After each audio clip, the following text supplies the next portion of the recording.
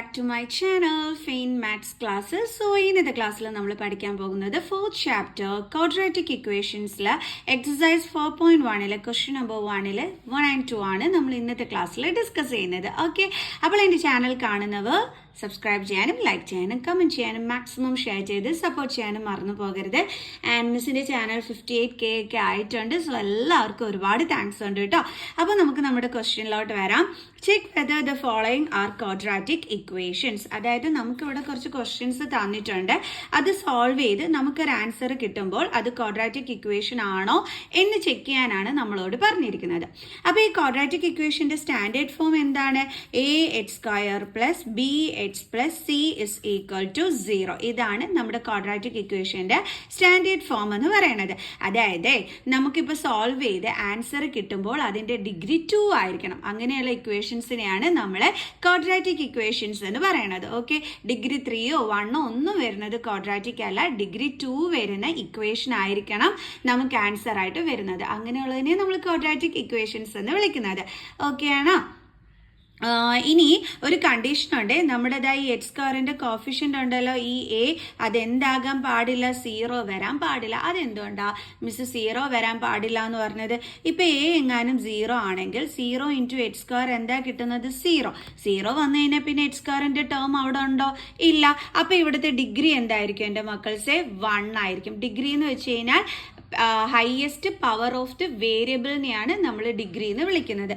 അതായത് ഇപ്പോൾ 2x² plus X, ഇവിടെ എക്സ് ആണ് നമ്മുടെ വേരിയബിൾ, അതിൻ്റെ ഹയസ്റ്റ് പവർ എന്താണ്? 2. അപ്പം ഇങ്ങനെ ഹയസ്റ്റ് പവറിനെയാണ് നമ്മൾ എന്തെന്ന് വിളിക്കുന്നത്? ഡിഗ്രി. അതായത് ഇപ്പോൾ ഈ ഒരു ക്വസ്റ്റ്യൻ്റെ ഡിഗ്രി എന്തായിരിക്കും? 2 ആയിരിക്കും. മനസ്സിലായോ? ഇപ്പം നമ്മൾ ഇവിടെ മിസ് പറഞ്ഞു a 0 വരാൻ പാടില്ല എന്ന്. അപ്പോൾ 0 വന്നു കഴിഞ്ഞാൽ ഈ ഒരു x² ടേമേ ഇല്ല പിന്നെ. അപ്പോൾ പിന്നെ അവിടെ ഉള്ളത് എന്താണ്? bx പ്ലസ് c ആണ്. അപ്പോൾ ഇതിൻ്റെ ഹയസ്റ്റ് പവർ എന്ന് പറയുന്നത് 1 ആണ്. സോ ഡിഗ്രി എന്തായിരിക്കും? 1 ആണ്. അപ്പം എന്ത് പറ്റും? ക്വാഡ്രാറ്റിക് ഇക്വേഷൻ ആകില്ല. അതുകൊണ്ടാണ് നമ്മളിതേ a 0 വരല്ലോ എന്ന് പറയണത്. മനസ്സിലായോ?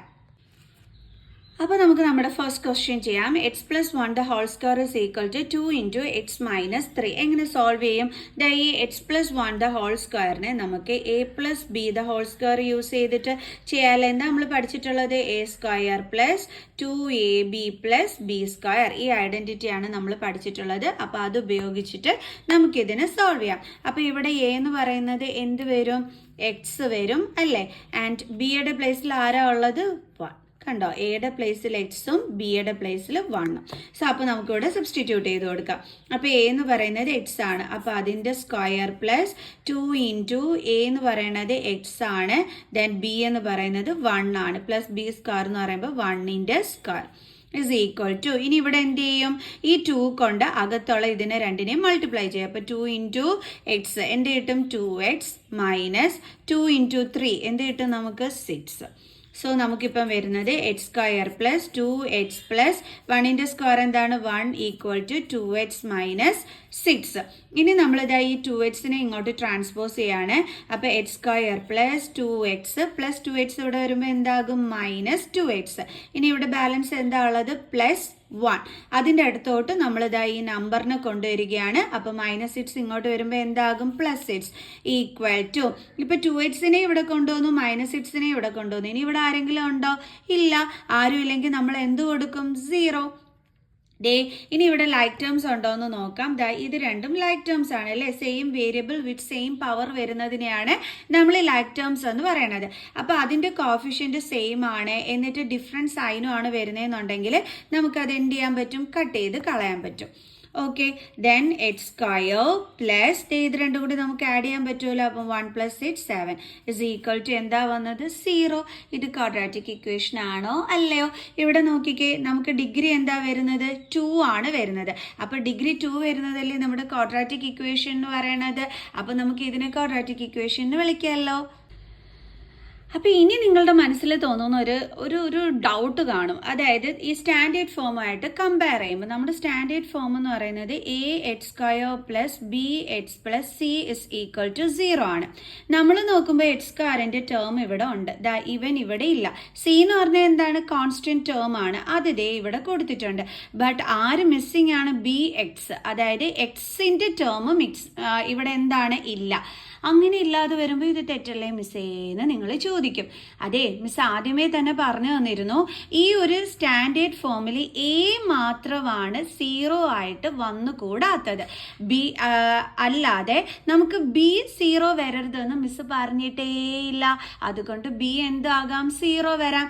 ഇപ്പൊ ഇവിടെ തന്നെ നമുക്കിത് ഇങ്ങനെ എഴുതിക്കൂടെ? ഇതിന് x² പ്ലസ് ബിയുടെ അതായത് എക്സിന്റെ ടേം ഇവിടെ ഇല്ല, അപ്പൊ നമുക്ക് ബിക്ക് 0 കൊടുക്കാം. 0 × x + 7 = 0. അപ്പൊ എന്ത് വരും? x² + 0 × x എന്താണ്? 0 + 7 = 0. കണ്ടോ? 0 × x എന്ന് വെച്ചാൽ 0 ആണ് ആൻസർ. അതായത് എക്സിന്റെ ടേം ഇവിടെ ഇല്ല എന്നാണ്. കണ്ടോ? അപ്പോൾ നമുക്ക് എന്ത് കിട്ടിയ ആൻസർ? ദേ ഈ x² + 7 തന്നെയാണ് നമുക്ക് ആൻസർ ആയിട്ട് വരുന്നത്. കണ്ടോ? അപ്പോൾ അതുകൊണ്ട് നമ്മൾ ഇതിനെ ക്വാഡ്രാറ്റിക് ഇക്വേഷൻ അല്ല എന്ന് വിളിക്കൂ? ഒരിക്കലും ഇല്ല. എന്ത് മാത്രമാണ് നമുക്ക് 0 വന്നുകൂടാത്തത്? ഈ x² കോഫിഷ്യന്റ് മാത്രമാണ് 0 വന്നുകൂടാത്തത്. ഇപ്പൊ b 0 വന്നാലും കുഴപ്പമില്ല, കോൺസ്റ്റന്റ് ടേമും 0 വന്നാലും കുഴപ്പമില്ല. പക്ഷേ x² കോഫിഷ്യന്റ് മാത്രം 0 വരാൻ പാടില്ല. x² ടേം അവിടെ നിർബന്ധമായിട്ടും എന്ത് ചെയ്തിരിക്കണം? കണ്ടിരിക്കണം. എക്സിന്റെ ടേം മിസ്സിംഗ് ആയാലും കുഴപ്പമില്ല, കോൺസ്റ്റന്റ് ടേം ഇല്ലെങ്കിലും കുഴപ്പമില്ല. ഇപ്പൊ പിടിയിട്ടാ? ഇപ്പൊ നിങ്ങൾക്ക് സ്റ്റാൻഡേർഡ് ഫോമുമായിട്ട് കമ്പയർ ചെയ്യുമ്പോഴുള്ള ഡൗട്ട് മാറിയല്ലോ? ഓക്കെ ആണല്ലോ? അപ്പൊ ഇത് എന്ത് ഫോമിൽ തന്നെയാണ് ഇവിടെ വന്നിരിക്കുന്നത്? It is of the form. ഇത് രണ്ടെണ്ണം എഴുതണമെന്നില്ല കേട്ടോ, നിർബന്ധമൊന്നുമില്ല. അപ്പൊ നമുക്ക് എഴുതാം, therefore it is of the form ax² plus bx plus c = 0. Hence, it is a quadratic equation. Hence, it is a quadratic equation. Okay, ഇത് വേണമെങ്കിൽ നിങ്ങൾ എടുത്ത് എഴുതിക്കോ. x² + 0x + 7 = 0 എന്ന് എഴുതിയിട്ട് ഇങ്ങനെ എഴുതിയാലും മതി. No problem.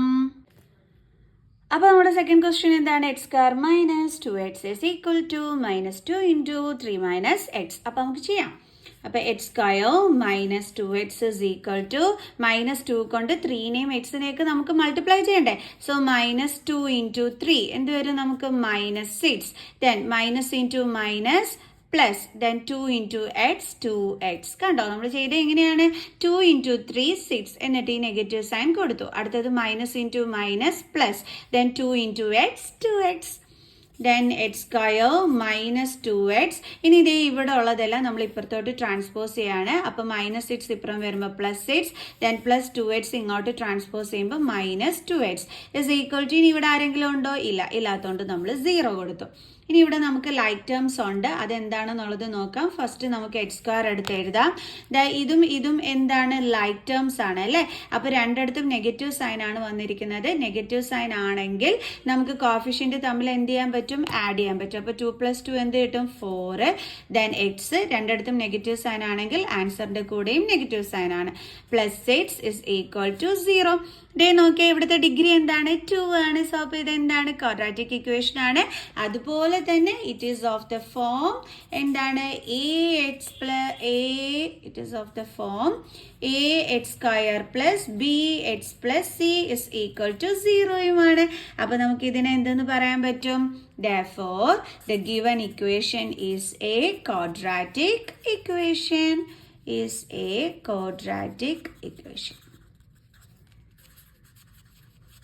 കണ്ടോ? ഈ ഒരു ജനറൽ ഫോമിലല്ലേ നമുക്കിവിടെ ആൻസർ കിട്ടിയിരിക്കുന്നത്. മനസ്സിലായല്ലോ എൻ്റെ മക്കൾ?